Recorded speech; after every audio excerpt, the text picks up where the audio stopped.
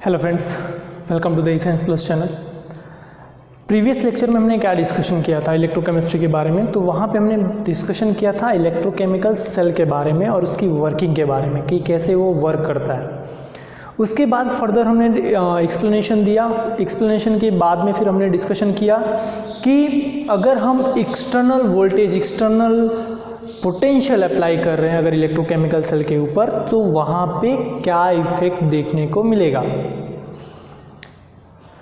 अब वहाँ पे जो वोल्टेज हम कंसीडर कर रहे थे वो 1.1 वोल्ट कंसीडर कर रहे थे, और मैंने वहाँ पे आपको बोला था कि क्योंकि इलेक्ट्रोकेमिकल सेल का जो पोटेंशियल है वो 1.1 वोल्ट जितना होता है, इसके लिए जो एक्सटर्नल वोल्टेज है उसकी वैल्यू हमने 1.1 वोल्ट से मैक्सिमम, 1.1 वोल्ट के इक्विवेलेंट, 1.1 वोल्ट से मिनिमम, ये तीन कंडीशन हमने डिस्कशन किया था।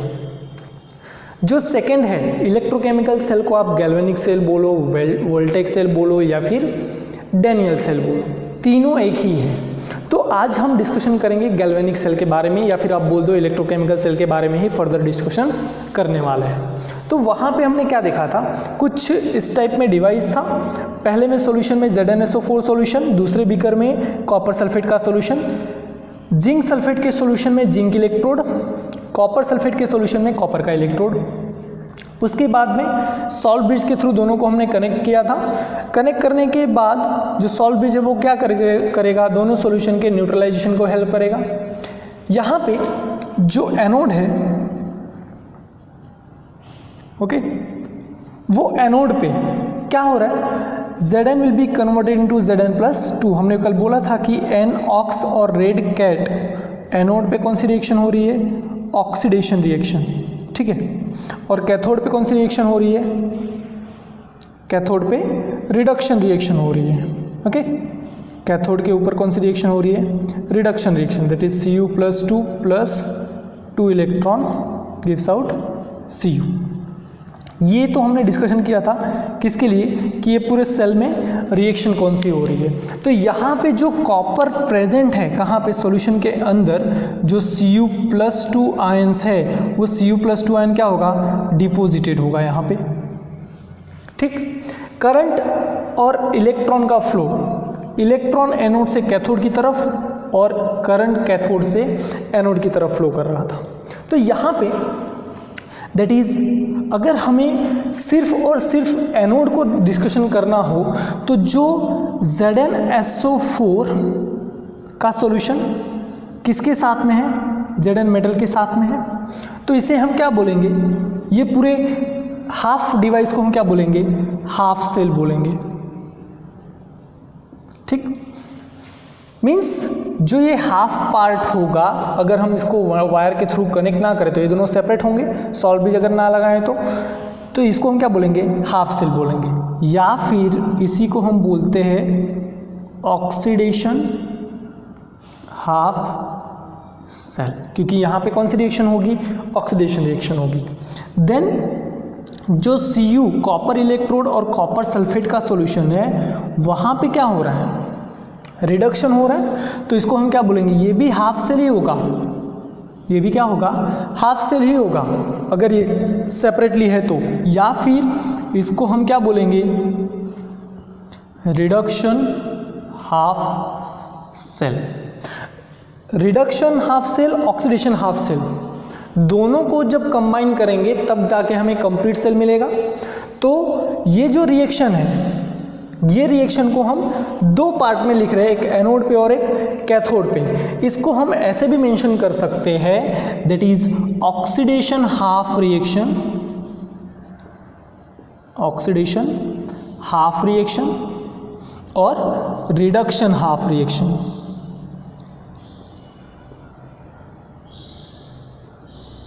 ऑक्सीडेशन हाफ रिएक्शन में क्या होगा, Zn will be converted into Zn+2 plus 2 electron.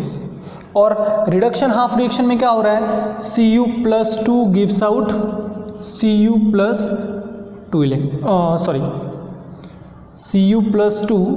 Plus 2 electron gives out Cu, okay. जब ये दोनों को हम कंबाइन करेंगे तो हमें क्या मिलेगा, complete cell reaction, complete cell reaction. तो यहाँ पे क्या रहने वाला है, that will be Zn plus Cu plus 2 gives out Zn plus 2 plus Cu। Okay, अब यहाँ पे इलेक्ट्रॉन देखें तो ये इलेक्ट्रॉन और ये इलेक्ट्रॉन अपोजिट साइड में है, कैंसिल हो जाएगा। तो ये हमारा कंप्लीट सेल रिएक्शन मिला। अब इतना हमने डिस्कशन किया था, सिर्फ स्टेटमेंट हमने वहाँ पे देखे थे, ये पूरा वर्किंग इसका देखा हुआ था और नेट रिएक्शन भी देखा हुआ था।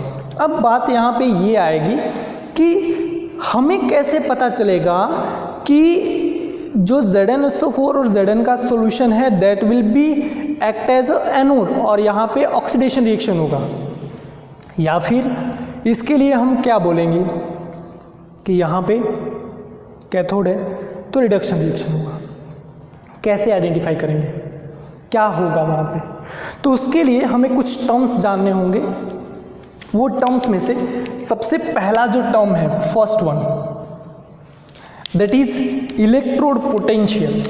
पहला टर्म क्या है, electrode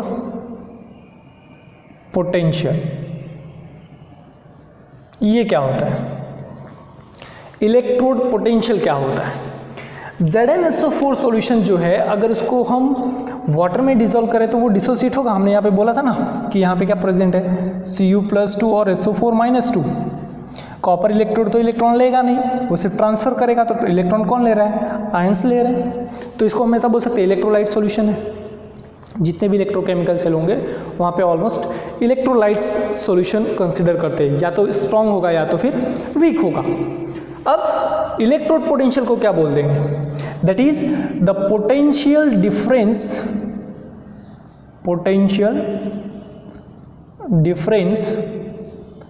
between electrode and electrolyte solution. Electrolyte is known as electrode potential. उसको हम क्या बोलेंगे, इलेक्ट्रोड पोटेंशियल बोलेंगे। तो इलेक्ट्रोड पोटेंशियल को हम क्या बोलेंगे, that is potential difference between electrode and electrolyte is known as a electrode potential. और अगर जो सॉल्यूशन हम यहाँ पे कंसिडर कर रहे हैं, वो सॉल्यूशन दोनों जो हमने यहाँ पे कंसिडर किया हुआ है, वो सॉल्यूशन का अगर कॉन्सेंट्रेशन 1 मोलर जितना हुआ, if the concentration of electrolyte solution is 1 molar,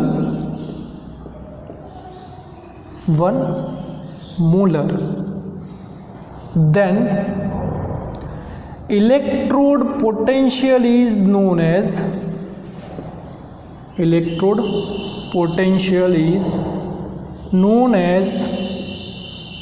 standard electrode potential. जब भी हम यहाँ पे कंसिडर करेंगे कि जो भी पोटेंशियल डिफरेंस आ रहा है इलेक्ट्रोड और सॉल्यूशन के बीच में, अगर वो सॉल्यूशन का कॉन्सेंट्रेशन 1 मोलर जितना होगा, तो यहाँ पर जो डिफरेंस आएगा पोटेंशियल का, उसे हम स्टैंडर्ड इलेक्ट्रोड पोटेंशियल बोलेंगे। ठीक है, अब जो स्टैंडर्ड इलेक्ट्रोड पोटेंशियल है उसके बेसिस पे हम कैसे डिटर्मिनेशन करेंगे कि नहीं ये हमारा एनोड की तरह बिहेव करेगा या फिर ये हमारा कैथोड की तरह बिहेव करेगा। तो वहाँ पे किसी भी पर्टिकुलर इलेक्ट्रोड का पोटेंशियल डिफरेंस करने के लिए, किसी भी पर्टिकुलर हाफ सेल का पोटेंशियल मेजर करने के लिए हमें कुछ न कुछ एक पर्टिकुलर कंपोनेंट स्टैंडर्ड की तरह लेना पड़ेगा। अगर वो स्टैंडर्ड की तरह कंसिडर हम कर रहे हैं तो उसे हम क्या बोलेंगे, स्टैंडर्ड इलेक्ट्रोड बोलेंगे। और रेफरेंस इलेक्ट्रोड बोलेंगे। अब रेफरेंस इलेक्ट्रोड क्या होगा? ठीक, हमने इलेक्ट्रोड में दो देखे थे। कौन सा इलेक्ट्रोड? एक एनोड और एक कैथोड, जहां पे ऑक्सीडेशन या फिर रिडक्शन रिएक्शन हो रहा है, ऐसा सरफेस। तो स्टैंडर्ड इलेक्ट्रोड का मतलब रेफरेंस इलेक्ट्रोड। रेफरेंस इलेक्ट्रोड के लिए हम क्या बोलेंगे? रेफरेंस इलेक्ट्रोड का मतलब किसी भी पर्टिकुलर इलेक्ट्रोड का जो पोटेंशियल मेजरमेंट है वो किसके रिस्पेक्टिव हम मेजर कर रहे हैं, that will be consider as a reference electrode. और नॉर्मली जो रेफरेंस इलेक्ट्रोड है that will be hydrogen, standard hydrogen electrode use करते हैं, स्टैंडर्ड हाइड्रोजन इलेक्ट्रोड यूज करते हैं। ठीक है, तो ये हो गया हमारा क्या? रेफरेंस इलेक्ट्रोड, जिसके बेसिस पे हम फाइंड आउट करते हैं। अब नेक्स्ट, इसके बारे में हमें डिटेल में रीड करना है, वो हम फर्दर देखेंगे। तो यहाँ पे अगर हमें सेल का रिप्रेजेंटेशन करना हो, अगर सेल को रिप्रेजेंट करना हो तो हम कैसे रिप्रेजेंट करेंगे? अगर सपोज ये हमारा गैल्वेनिक सेल है तो उसके लिए हमें क्या देखने को मिला? यहाँ पे हमारा कौन सा रिएक्शन हो रहा है? एनोड पे। कौन से साइड में हो रहा है? That is on left hand side पे। ठीक, उसके बाद में लेफ्ट हैंड साइड पे एनोड हो गया, फिर बीच में क्या है? सॉल्ट ब्रिज कनेक्ट किया हुआ है, तो इसको स्लैश करेंगे और यहाँ पे क्या इंडिकेट करेंगे हम? Salt bridge, salt bridge. ठीक, उसके बाद में फिर क्या आएगा? That is cathode. कैथोड है, कैथोड, और that will B right hand side. Okay, तो ये तीन कंडीशंस है किसी भी इलेक्ट्रोकेमिकल सेल में। पहले लेफ्ट हैंड साइड वाला टर्म, बाद में सॉल्ट ब्रिज, बाद में फिर कैथोड। अब इसी टर्म को हम एक पर्टिकुलर रिप्रेजेंटेशन के टर्म में लिखेंगे, जो हाफ रिएक्शन है या फिर कंप्लीट रिएक्शन है वो इंडिकेशन के लिए। तो एनोड पे कौन सी रिएक्शन हो रही है? एनोड पे कौन सी रिएक्शन होती है? तो वहाँ पे हमने कल बोला था कि आपको याद रखने के लिए एन ऑक्स और रेड कैट। एनोड पे ऑक्सीडेशन रिएक्शन होगी। ऑक्सीडेशन रिएक्शन में क्या हो रहा है? Zn is converted into Zn+2। तो सिंबॉलिक रिप्रेजेंटेशन, सिंबॉलिक रिप्रेजेंटेशन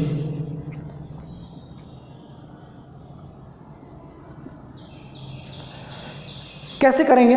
तो एनोड पे कौन सी रिएक्शन हो रही है? ऑक्सीडेशन Zn से Zn+2 में। तो Zn किस में होगा? सॉलिड फॉर्म में है। किस में कन्वर्ट हो रहा है? Zn+2 में। और ये कहाँ जा रहा है? एक्वस सॉल्यूशन में जा रहा है। एक्वस में ही जा रहा है ना। Zn से Zn+2 कहाँ पे आएगा? सॉल्यूशन के अंदर। ये हो गया। सॉल्ट ब्रिज को हम इंडिकेट करेंगे डबल लाइन से। सॉल्ट ब्रिज को कैसे इंडिकेट करेंगे? डबल लाइन से। उसके बाद कैथोड पे कौन सी रिएक्शन हो रही है? Reduction reaction. किसका रिडक्शन हो रहा है? Cu+2 कहाँ जा रहा है? Cu में। सो that is Cu+2 aqueous solution से कहाँ जा रहा है? कॉपर सॉलिड में डिपोजिशन हो रहा है। तो इस तरह से हम सेल का रिप्रेजेंटेशन करेंगे। और इसके बेसिस पे अगर सेल रिप्रेजेंटेशन दिया है, उसका इक्वेशन लिखना है, तो सिंपल ध्यान रखो कि Zn किस में कन्वर्ट हो रहा है? Zn+2 में। Cu+2 किस में हो रहा है? Cu में। यहाँ पे कौन सी पर्टिकुलर सेल होगा, इलेक्ट्रोड होगा? एनोड का half cell, oxidation half reaction. ठीक, और ये वाला कौन सा हो? दैट इज ऑन कैथोड पे। एंड ये जो है, जो डबल लाइन है, ये क्या इंडिकेट करेगा? That indicates salt bridge. तो सेम यहाँ पे हमने जो देखा, इसके लिए पूरे डिवाइस के लिए वैसा ही यहाँ पे हमें रिप्रेजेंट करना है। ठीक है, एक दूसरा सेल कंसिडर करते, उसके लिए कैसे रिप्रेजेंटेशन होगा। फॉर एग्जांपल कॉपर और सिल्वर। गैल्वेनिक सेल है, वहां पे कॉपर का सॉल्यूशन और Ag का इक्वेशन है। तो उसके लिए जो एनोड पे रिएक्शन है और कैथोड पे रिएक्शन, एनोड पे और कैथोड पे रिएक्शन, तो Cu और Ag में that copper will be converted into Cu+2 plus 2 electron, और जो सिल्वर है that will be converted into Ag plus ion will be converted into Ag। Clear? अब यहाँ पे 2 इलेक्ट्रॉन है और यहाँ पे कितना इलेक्ट्रॉन है? सिंगल। तो इसके लिए क्या करें, यहाँ पे टोटल 2 से मल्टीप्लाई कर दें, क्योंकि हमारा जो नेट रिएक्शन होगा वो नेट रिएक्शन में इलेक्ट्रॉन आने नहीं चाहिए। तो क्या मिलेगा यहाँ पे हमें?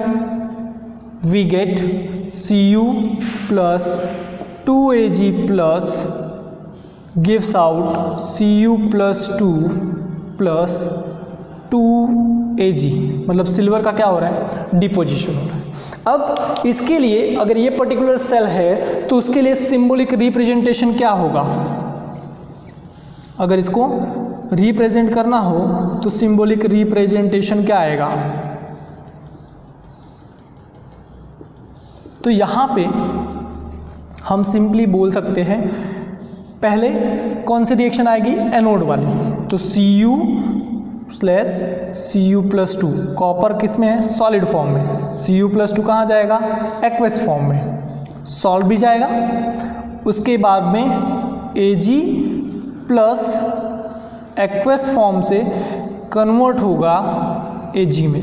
अब यहाँ पे एक बात ध्यान रखना कि जो इलेक्ट्रोड के अंदर हमने जो इक्वेशन बैलेंस किया 2 इलेक्ट्रॉन के लिए, जो स्टोकियोमेट्रिक कोएफिशिएंट्स हैं, वो स्टोकियोमेट्रिक कोएफिशिएंट को हमें रिप्रेजेंटेशन में रिप्रेजेंट करना नहीं है। सिर्फ हम इंडिकेट क्या करेंगे? किसका ऑक्सीडेशन हो रहा है और किसका रिडक्शन हो रहा है। तो इस तरह से हमें सिंबॉलिक रिप्रेजेंटेशन करने हैं। अब ये दोनों के बीच का जो डिफरेंस होगा उसे हम क्या बोलेंगे? इलेक्ट्रोड पोटेंशियल बोलेंगे। दोनों सॉल्यूशन के बीच का जो इलेक्ट्रोड पोटेंशियल होगा उसे हम डिफरेंस होगा उसे हम क्या बोलेंगे? इलेक्ट्रोड पोटेंशियल बोलेंगे। That is denoted by E। E for cell. E cell कितना मिलेगा? E सेल मतलब पूरे कंप्लीट सेल के लिए। तो that will be RHS minus LHS। E RHS minus E left hand side LHS, और E cell will be is equal to, right hand side पे कौन सी रिएक्शन हो रही है? राइट हैंड साइड में कौन सी रिएक्शन हो रही है? कैथोड है ना, कैथोड पे कौन सी रिएक्शन होगी? Reduction reaction. E0 reduction minus E oxidation. ये होगा हमारा सेल पोटेंशियल का फॉर्मूला। सिर्फ इलेक्ट्रोड पोटेंशियल फाइंड आउट करना है। तो अगर हमें राइट हैंड साइड का इलेक्ट्रोड पोटेंशियल पता है और लेफ्ट हैंड साइड का पोटेंशियल हमें पता है, तो दोनों के डिफरेंस को हम क्या बोलेंगे? Cell potential. इसी को जो सेल पोटेंशियल है that will be measure on the basis of electromotive force series. Electromotive force series, electromotive force series के बारे में, दैट इज इन शॉर्ट में इसको हम लिखते हैं EMF सीरीज। ठीक, अब इसके बेसिस पे हम डिसाइड करते हैं कि कहाँ पे ऑक्सीडेशन होगा और कहाँ पे रिडक्शन होगा, और उसके लिए हमें क्या यूज़ करना पड़ेगा? Standard hydrogen electrode. तो फर्दर हम डिस्कशन करेंगे about standard hydrogen electrode.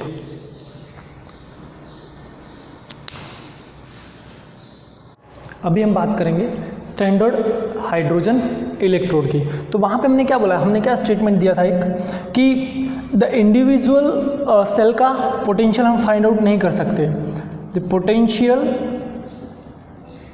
Of individual half cell cannot be determined. Okay ये तो फर्स्ट पॉइंट. उसके बाद में हमने क्या देखा था, ई सेल की वैल्यू. ई सेल के लिए हमने क्या बोला, सेल पोटेंशियल. तो दैट इज सेल पोटेंशियल को डिफाइन कैसे करेंगे, the difference between difference of potential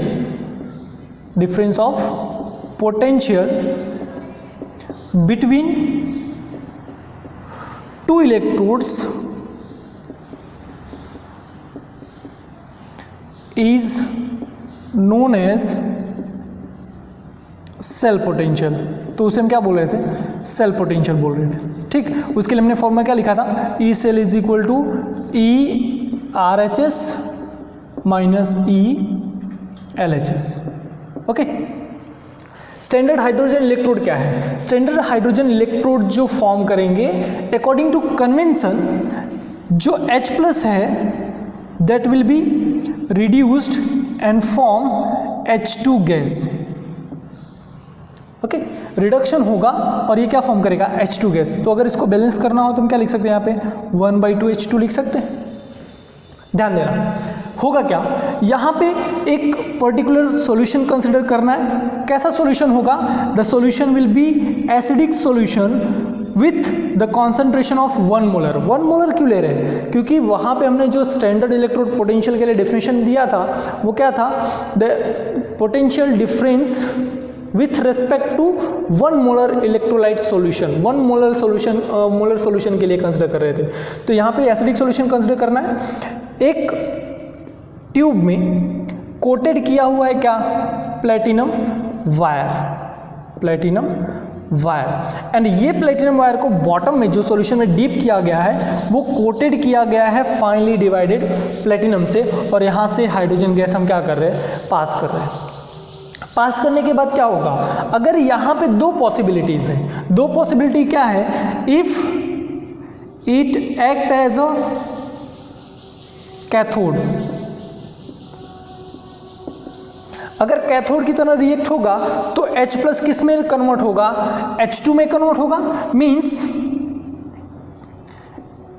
hydrogen gas liberated, तब वहां पे हाइड्रोजन गैस लिबरेट होगा.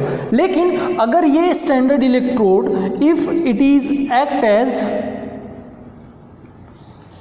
एनोड, तो एनोड पे कौन सी रिएक्शन होती है, ऑक्सीडेशन रिएक्शन होती है. Then H2 will be converted into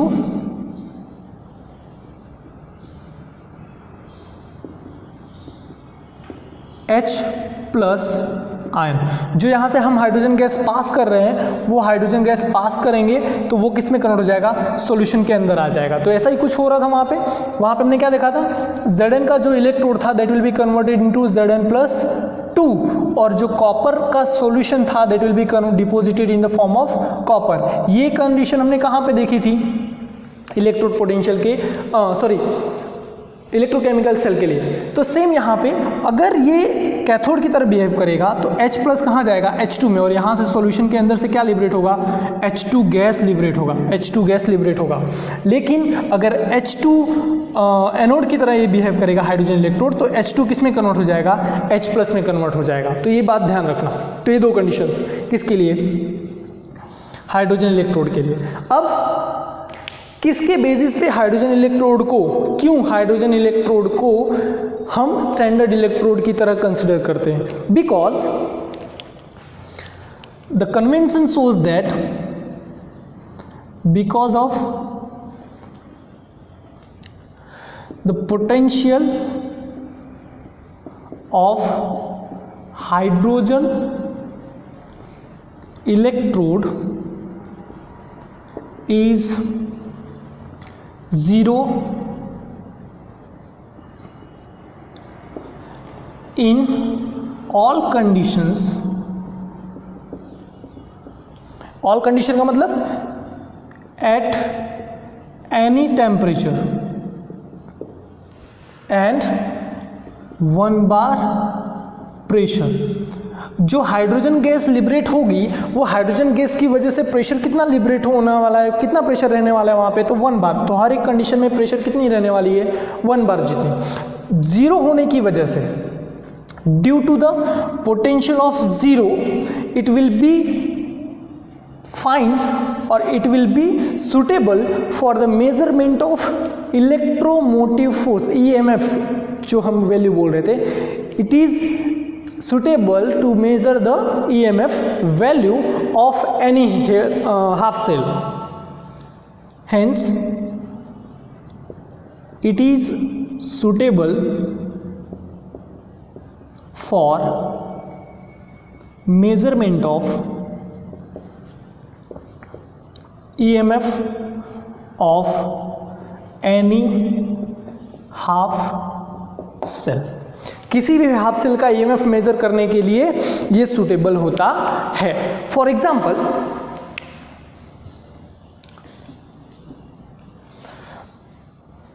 consider करो,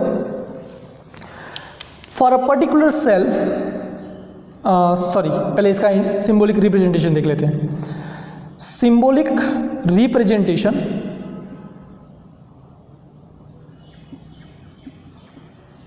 of SHE, standard hydrogen electrode.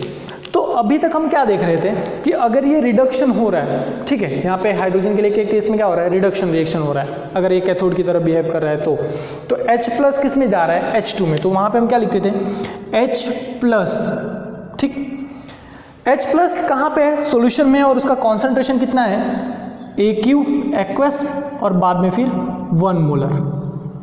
Liberate क्या हो रहा है, H2 gas, H2 gas, H2 gas liberate हो रहा है, लेकिन यहाँ पे प्रेशर कितना हमने बोला, 1 बार जितना। तो यहाँ पे हम प्रेशर को भी मेंशन करेंगे, दैट इज 1 बार। इसका मतलब क्या कि H+ का जो कॉन्सेंट्रेशन है वो 1 मोलर सॉल्यूशन है, और जो हाइड्रोजन गैस वहाँ पे लिबरेट हो रही है वहाँ पे प्रेशर कितना होगा, 1 बार जितना। लेकिन इलेक्ट्रोकेमिकल सेल में हम सिर्फ जिंक इलेक्ट्रोड लेते थे और यहाँ पे Zn+2 में कन्वर्ट हो रहा था, या फिर Cu+2 ले रहे थे, वो Cu में कन्वर्ट हो रहा था। यहाँ पे हाइड्रोजन यूज कर रहे हैं, H+ यूज कर रहे हैं, लेकिन प्लेटिनम भी यूज कर रहे हैं। तो इसके लिए before that representation we use the platinum. Platinum क्या है, इलेक्ट्रोड के लिए हमने डिस्कशन किया था, इलेक्ट्रोड का डेफिनेशन क्या दिया था, द सरफेस वेयर ऑक्सीडेशन और रिडक्शन रिएक्शन अकर्स। ऐसा सरफेस जहां पे रिडक्शन और ऑक्सीडेशन रिएक्शन होगी, either it will B participate in the reaction, जैसा कि हमने Zn के और कॉपर के केस में देखा, और it not take participate in the particular redox reaction, particular reaction में वो पार्टिसिपेट नहीं भी कर सकता है। तो ऐसी कंडीशंस में जो इलेक्ट्रोड्स पार्टिसिपेट नहीं करते हैं उसे हम क्या बोलेंगे, inert electrode. Here platinum behaves like inert electrode, it only help to occurs the reaction, ये सिर्फ हेल्प करेगा, ठीक है। तो ये हो गया रिप्रेजेंटेशन के बारे में, किसके लिए, स्टैंडर्ड हाइड्रोजन इलेक्ट्रोड के लिए। ये कब होगा, जब it will be act as a cathode. If SHE act as anode, अगर एनोड की तरह करे तो क्या हो जाएगा, पूरा चेंज हो जाएगा। तो वहां पे क्या आएगा, वहां पे एनोड पे कौन सी रिएक्शन होगी, ऑक्सीडेशन रिएक्शन। तो इसका रिवर्स रिएक्शन लिखना पड़ेगा, that is 1/2H2 gives out H++ electron, ठीक है। तो इसके लिए जो सिंबॉलिक रिप्रेजेंटेशन आएगा वो कैसा होगा, symbolic representation will be, H2 है पहले, किस में कन्वर्ट हो रहा है, सॉरी H2 में कितना, that will B gases form और 1 बार प्रेशर। उसके बाद में फिर H प्लस में कन्वर्ट हो रहा है सॉल्यूशन में, किस में जा रहा है, एक्वस फॉर्म में जा रहा है, तो 1 मोलर सॉल्यूशन जितना जा रहा है। उसके बाद हम क्या यूज़ कर रहे हैं, प्लेटिनम इलेक्ट्रोड यूज़ कर रहे हैं। तो ठीक इसका रिवर्स वो किसके लिए होगा, एनोड के लिए, और ये किसके लिए होगा, कैथोड के लिए। कंसीडर करो, consider this cell that is platinum H plus aqueous 1 molar, H2 gaseous 1 bar, double salt Cu plus 2,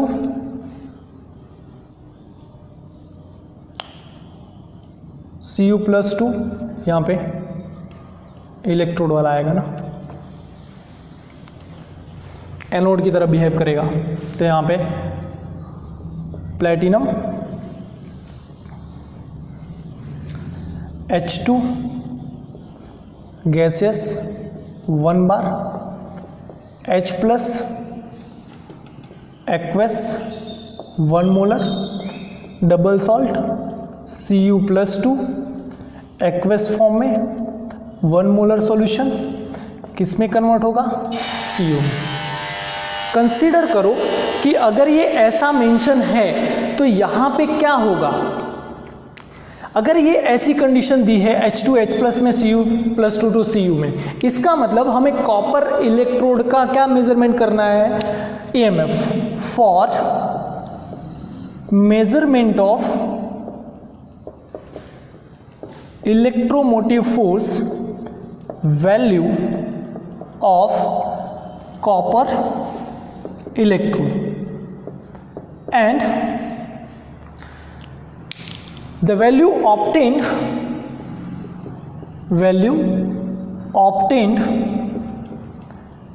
is 0.34 volt, इतना मिल रहा है, 0.34 वोल्ट मिल रहा है किसके लिए, कॉपर के लिए। तो उसको इंडिकेट कैसे करेंगे, that is E not Cu plus 2 to Cu रिडक्शन, that will be is equal to 0.34 volt.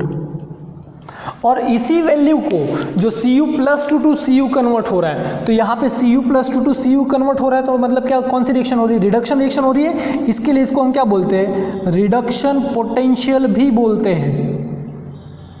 इसको हम क्या बोलेंगे, रिडक्शन पोटेंशियल भी बोलेंगे, ठीक है, ध्यान रखना ये बात। उसके बाद अब ये इंडिकेट क्या करेगा, जो भी पर्टिकुलर मेजरमेंट करने थे, जो भी मैंने सेल पोटेंशियल मेजर किया हाइड्रोजन इलेक्ट्रोड, इसका तो 0.0, तो जो भी वैल्यू मिली हमें पोटेंशियल की वो कितनी मिली, 0.34। तो वो किसकी वजह से होगा, तो सिर्फ कॉपर की वजह से होगा, क्योंकि इसका तो कितना होगा, 0 है। So in that condition it indicates that Cu plus 2 is easily reduced as compared to